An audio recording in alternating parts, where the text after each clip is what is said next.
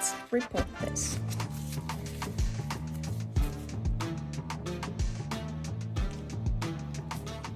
So this is one of the new orchids. I showed it in my previous video. I'll pop the picture of the bloom here so you can follow along what I'm talking about. As I mentioned before, I haven't had that good success. Usually it depends on the situation with the orchids to change the media. I think partly it has been because of the media I changed it into was too dry. So firstly, I might have made the roots drier, or dry up, I mean.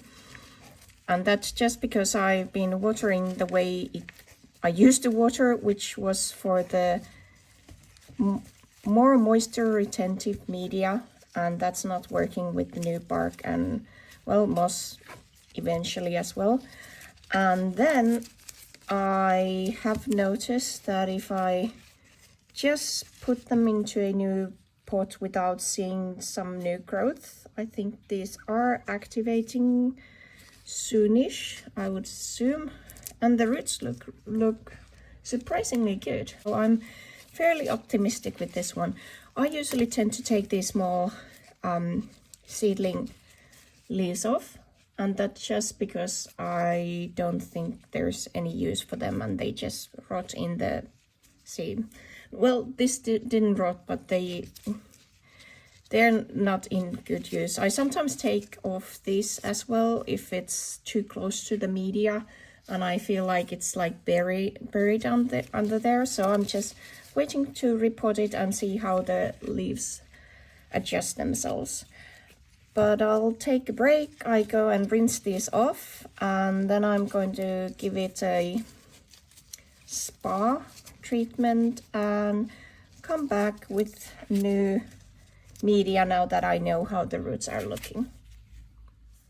So I used to be mixing the media beforehand, but I think I've lost the box where I did do the mixing before, and now I'm just too lazy to try to find it again.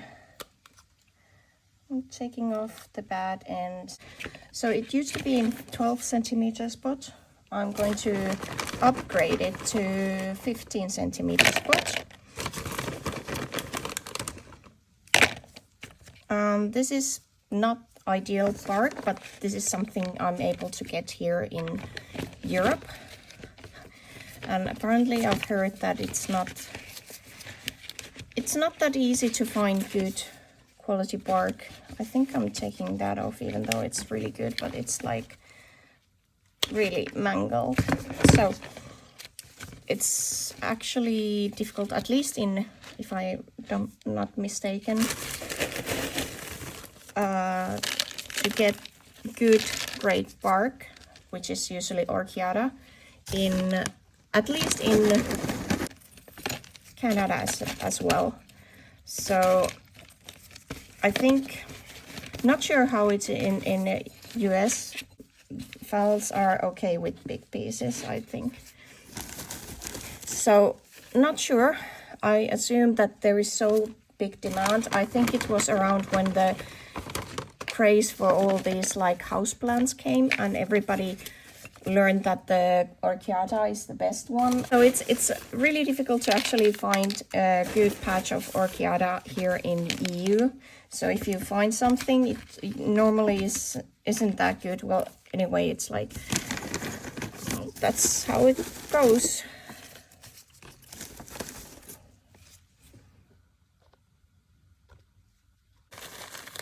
And now I'm putting some slow releasing fertilizers in here. So what was I saying? So I'm just using what I can find from the market. This seemed to be quite okay. Yeah, it's just, I have at one point kiwi bark. That was nice as well. I think this is okay.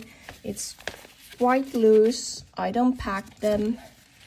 I feel like the roots are doing better when there is more room. I can like try to adjust it like this, but most of the time the water just makes it fall it into its place, that's for sure. I might put something little bit smaller great bark on it, and that's about it. Here's there. Okay, I think that's quite okay. So there we have it. I'm missing some labels, so I'm unable to label this, but I'm hoping I'll remember. Now I'm going to go and water this down and let it do its thing. So that was my Phalaenopsis orchid report. Let's see the others next.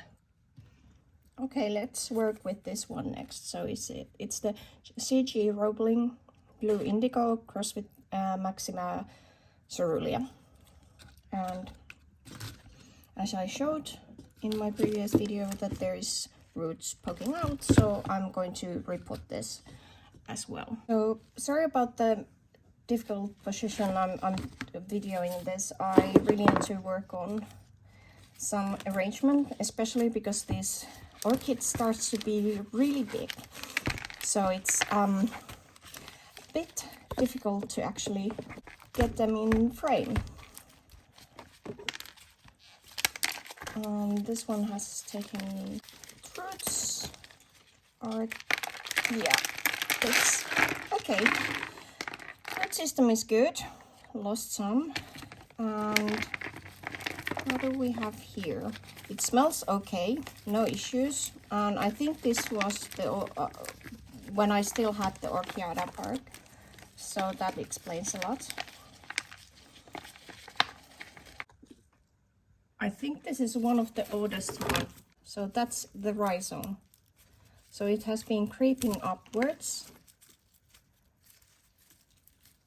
And then it started to grow two directions, apparently.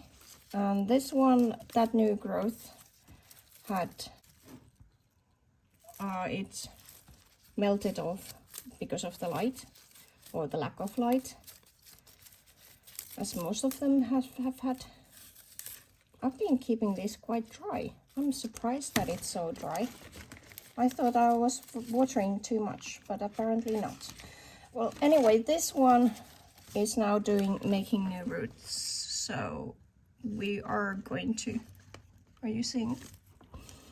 going to repot it and see what that other direction is going to do. I don't see any eyes here. Oh well, there's one underneath that root. Let's grow it more. And do I need to upgrade the pot? Technically no, but as it seems to be drinking so much, so I'm just going to use bigger bark and a slightly bigger pot, so it has room for the roots. Okay, the same thing, same song, and we're off. So the big bark and some twigs apparently, and then some charcoal, and then some little bit, which is going to fall off anyway because it's so brittle. And then I didn't take all the bark out. It's quite okay. If you would tell me that I could get any bark that I wanted, the bark that I would want to have now would be the kiwi bark. That's like, yeah, you can see me. That's like the best one, which I think. I used to have those big ones. I'm still dreaming of those big kiwi bark pieces, which I use for my veranda. And unfortunately, you don't see it anymore. Oh, it's going to be quite in the middle if I put it like that. Hold on. I need to redo this. Oh well. there you go. Okay, I think you need to go there. Yeah, that's much better.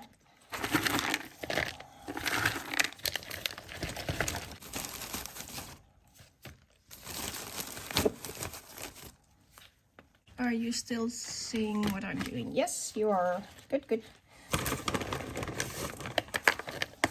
Yeah, I think this is okay. So these two directions, I'm hoping both of them starts doing something soonish. And now I don't have rhyme and reason for how I'm putting my bark. I'm just rubbing it in. That's it. Okay. Some sphagnum moss here. That big thing underneath there to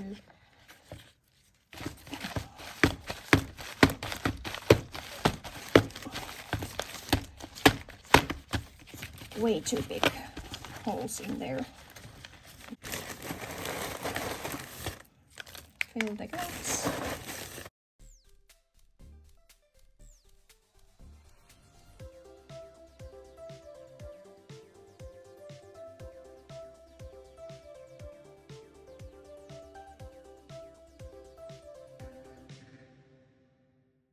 Put some smaller bark.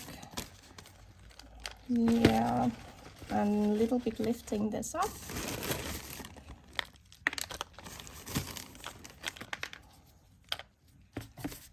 And I do need to actually remember to water this more often, apparently. Which is a good thing, but not yet. I need to give it time to actually recover. Okay. Oh, let's get this up so it's not being tangled everywhere and get snapped. Here we have CG Roebling cross with Maxima, and that's it. I might raise it up or do something else later on when the bark settles in during the waterings. That's something I do, and if it starts to climb, I just put some sphagnum moss in there. So I'll now write the date or the month and the year. So this one is dowiana, and I saw some new roots on this growth. So we are going to repot this one and check together what sort of media I'm going to change it into. I've been keeping it quite dry. Most of my cattleyas are kept quite dry because of the environment, and I have like some I have to water more than just once a week, but most of them are okay with the once a week. But I would say this is way too dry. There is some moisture inside, but that's it. This sphagnum moss is not that good.